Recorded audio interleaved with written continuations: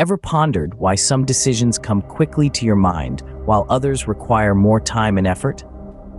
Welcome to the world of Thinking Fast and Slow, a remarkable book by Daniel Kahneman that explores the intricacies of human decision-making. Kahneman introduces the concept of dual process theory, which posits that we have two systems of thinking.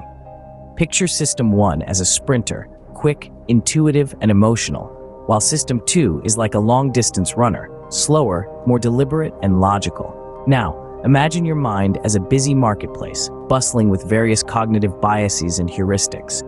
These are mental shortcuts that often lead us astray, causing systematic errors in judgment.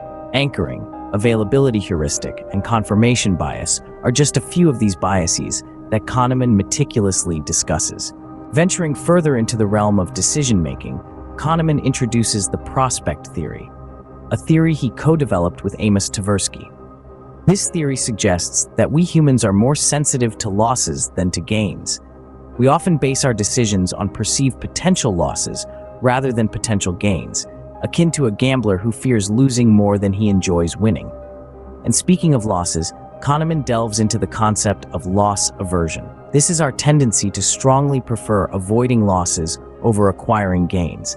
It's like being more upset about losing $5 than happy about finding $5. This bias, according to Kahneman, can lead to irrational behavior. Next, we move on to the endowment effect, a phenomenon where we value objects we own more than identical objects we do not own. It's why we demand more to sell something we own than what we would pay to buy it.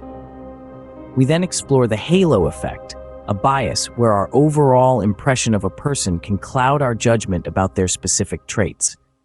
It's like assuming a good-looking person must be kind or intelligent, a bias that can skew hiring decisions and performance evaluations. Kahneman also discusses the concept of regression to the mean, a statistical phenomenon where extreme events are usually followed by more moderate ones. We often misinterpret this as a causal relationship, leading to faulty conclusions.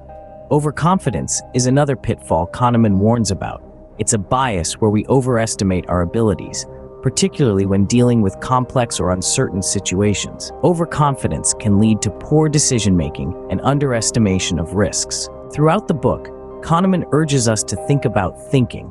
By understanding how System 1 and System 2 work and recognizing when each system is at play, we can make better decisions and sidestep common pitfalls. The implications of Kahneman's work extend beyond individual decision-making. They ripple into economics, public policy, and various other fields. Policymakers can leverage behavioral economics to nudge people toward better decisions, improving societal outcomes. In summary, Thinking Fast and Slow offers a profound exploration of human cognition and decision-making. It's a fascinating journey into understanding why we think the way we do, and how we can make better decisions by recognizing and mitigating our biases. So, the next time you find yourself making a decision, remember to ask yourself, is this System 1 or System 2 at play?